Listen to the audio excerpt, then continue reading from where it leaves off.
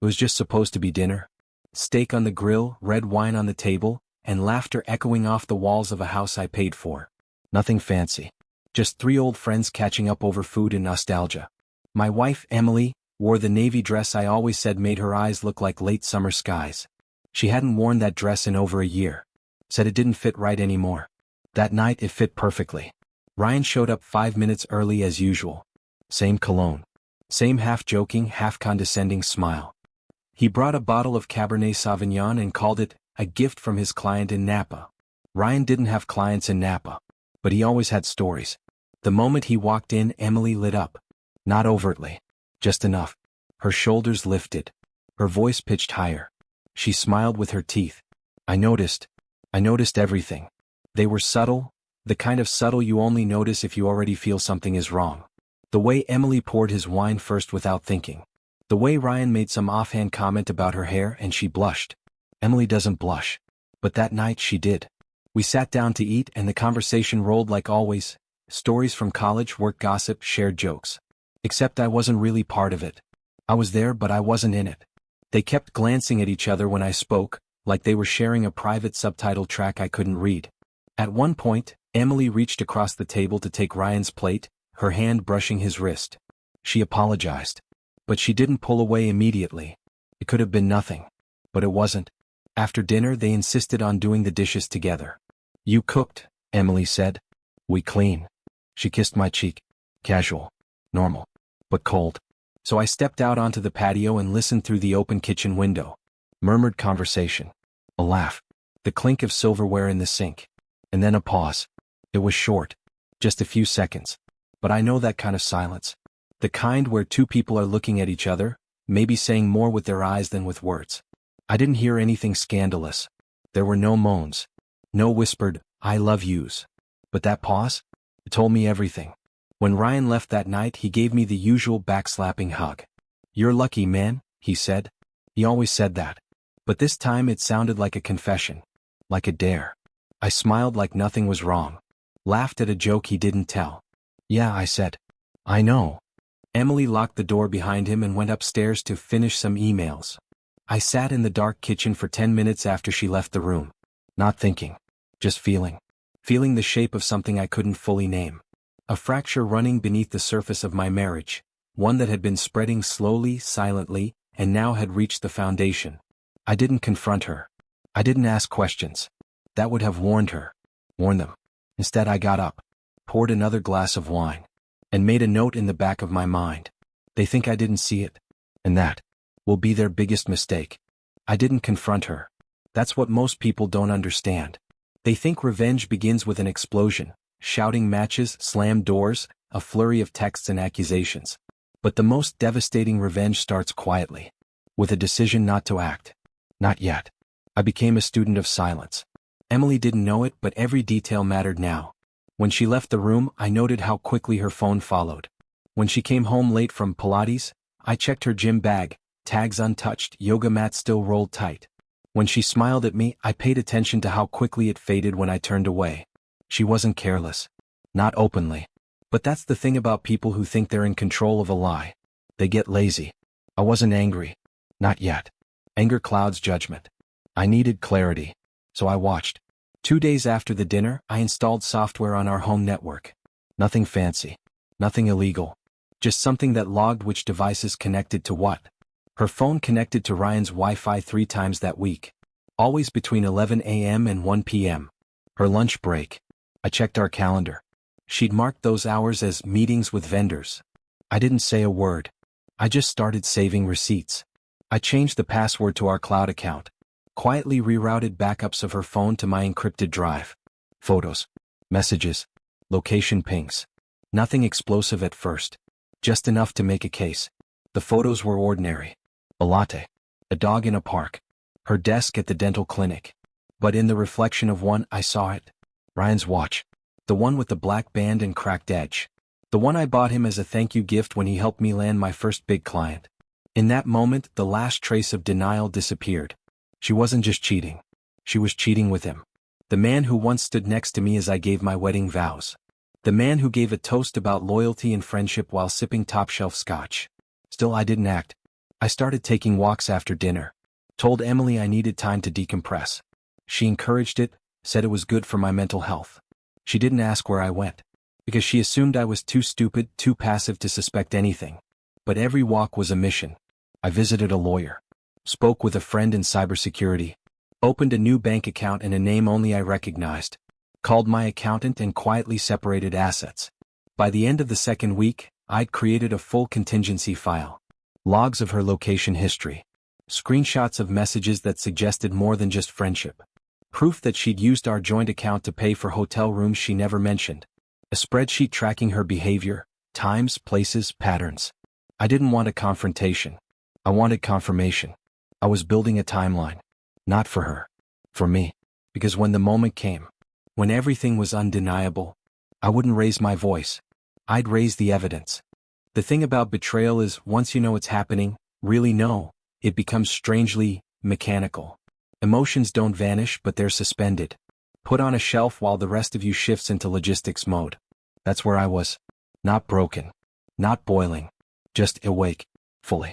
I stopped thinking like a husband and started thinking like an adversary. Step 1 was financial insulation. Emily and I had 2 joint accounts, one for expenses, one for savings. The expense account I left untouched. Let her keep using it for groceries, utilities, dinners out with coworkers. It was a false sense of continuity. I wanted that. But the savings account? That's where I noticed the real erosion. Small withdrawals. $180 here. $240 there. All below alert thresholds. All coded as personal expenses. When I lined those transactions up against her digital calendar, a pattern emerged. Withdrawals followed her vendor meetings like clockwork. Locations? Always suspiciously near boutique hotels and restaurants we never visited together. I let it go on, for a while. Because with each withdrawal she was building her own case. One I would quietly collect. I opened 2 new accounts under my own name. One with a high-yield savings plan. The other, offshore, harder to trace, nearly impossible to seize without a warrant and a very good reason. I diverted part of my paycheck. Set up 2 dummy LLCs to explain the transfers just in case anyone ever dug. Everything looked normal on paper. Because on paper I was still the supportive husband. The guy who never questioned girls' night out or sudden spa retreats on Tuesday afternoons. But behind the curtain I was fortifying. Next came asset protection. We had a house, 2 vehicles and a vacation cabin upstate. All were legally mine, purchased before we married. But she treated them like shared assets. Left decor decisions to herself. Referred to the cabin as our little escape. So I pulled the titles. Photocopied them. Re-registered the cabin under a shell trust one created. Refinanced the car and placed the title in a holding company. None of it illegal. All of it precise. By the end of the week, if anything fell apart, she couldn't touch a thing I wasn't willing to let go of. Then I called my insurance broker. I updated beneficiaries. Removed her from policies she probably forgot I even had. Life, health, long-term disability. Even the small one my dad set up before he died. The only beneficiary now? A private charitable fund in my name. A small act of pettiness? Maybe. But it felt good. I compiled everything into one red folder. Tabulated. Indexed. Time-stamped. I labeled it, Exit Package. And placed it at the back of my filing cabinet, under old tax returns and dusty warranty manuals, where I knew she'd never look. Emotionally, I was already gone. We still shared a bed. She still kissed my cheek in the morning. Still sent the occasional thinking of you text in the middle of her workday. But I could see it now. The way her touch no longer lingered. The way she hesitated before saying, I love you, as if she were checking a script. I played along. Because the longer she believed I was asleep, the deeper she would drift into her fantasy. And the more carelessly she'd betray me. I started evening walks to clear my head. Emily encouraged them. Said they were good for my stress levels. She never asked where I went. She assumed I needed time. And she was right, just not for the reasons she thought. Each walk was a mission. One night, I met with a divorce attorney who specialized in high-asset cases with digital infidelity. Another, I visited a friend in private security. Had a long conversation about legal surveillance. I consulted a forensic accountant. Quietly began separating shared finances into what was legally traceable and what could be ring-fenced. By the end of week 3, I didn't just suspect infidelity. I had mapped it. Emails. Phone backups. Location data. Receipts.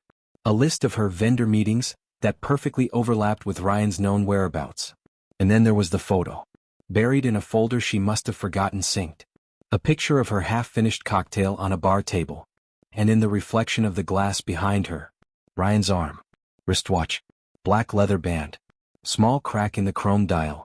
The same one I bought him for his promotion. The same one I wore in my wedding photo, right next to him. Still I said nothing. Because silence is not weakness. It's strategy. I wasn't ready to strike. Not yet. But when I did, they wouldn't hear it coming. By the time I was ready, I wasn't angry anymore. I was surgical. That's what betrayal does. First it wounds, then it sharpens.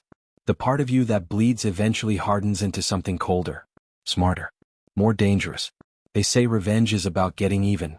But for me it wasn't about balance. It was about precision. And the first step was making sure no one saw it coming. I started small. I changed the locks on the cabin. It was subtle, almost symbolic. Emily hadn't been there in months, but she still referred to it as our little getaway. She didn't know I'd retitled the deed months ago. Didn't know it now sat under a private trust, firewalled from any legal claim she might try to make. I logged into the smart security app, removed her access, changed the PIN code, turned off shared notifications. Now it was mine again. And it would be the setting for the end. Then I compiled what I'd gathered. I opened a fresh binder and divided it into sections. Photos from synced backups she didn't know I could still see. Bank statements marked with highlighted charges for hotels, wine bars and midday rideshares. Message threads, partial at first, then increasingly blatant. Voice memos Ryan left her that she'd stored in a hidden album titled Audio Notes. And finally, a simple timeline. Her lies lined up against proof to the contrary. I called it the chronology of collapse. I made 3 copies. One for me, one for my attorney, and one that would sit front and center at the table when I invited her to the cabin. Still I wasn't finished. The next move was psychological. I knew Ryan was cocky but insecure underneath it. Men like him aren't loyal, they're opportunists. All it would take was a seed of doubt to start the unraveling. So I sent him a message. Not from my name. From a masked email server routed through a VPN, crafted in a tone he couldn't ignore. Subject: she's not telling you everything. You really think you were the only one? Check her cloud. Look at the shared albums. Pay attention to the dates she says she was working late. You might want to read the threads she deleted. I didn't have to include a signature. Men like Ryan are paranoid by nature. And when ego meets uncertainty, it self-destructs. Sure enough, within 24 hours he logged into her account twice. My network tracker caught both pings. He was digging. Good. Let him wonder what else she was hiding. Let him realize she lied to him too. Meanwhile, I reached out to my lawyer and initiated quiet divorce proceedings. I wasn't looking for a fight. I wanted control. We filed under no-fault provisions citing irreconcilable differences. But the accompanying documentation told a far sharper story. Fair. Financial deception. Misuse of shared assets. Emotional fraud. My lawyer, a stone-faced woman named Dana with Cortram ice in her veins, reviewed my evidence and said, if she contests, she'll lose. Spectacularly. That was enough. The final piece was the setup. I left a letter for Emily on the kitchen counter one Thursday evening. Not digital. Not a text. A handwritten note. Short. Deliberate. Saturday. 10 a.m. The cabin. Come alone. No greeting. No signature. No explanation. She came home late that night. I was already in bed. She called my name softly as she undressed. I pretended to be asleep. I heard her phone buzz twice after midnight. She texted someone back, probably Ryan. But she didn't mention the letter. The next day she didn't ask about it. Of course not. She thought I'd finally snapped. Or maybe, finally caught on. She was right. But it was far too late. Saturday came. I got to the cabin an hour early. Cleaned the table. Brewed coffee. Set the binder down in the center of the room with a pen and a sealed envelope.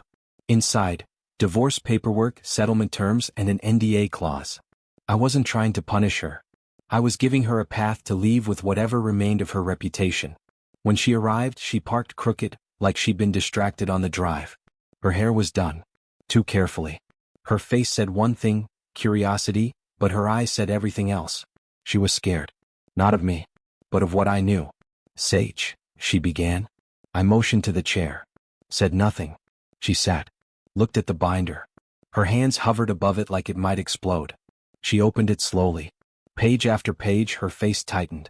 A wince. A small gasp. A shake of the head. "How long have you known?" she finally asked. I folded my hands.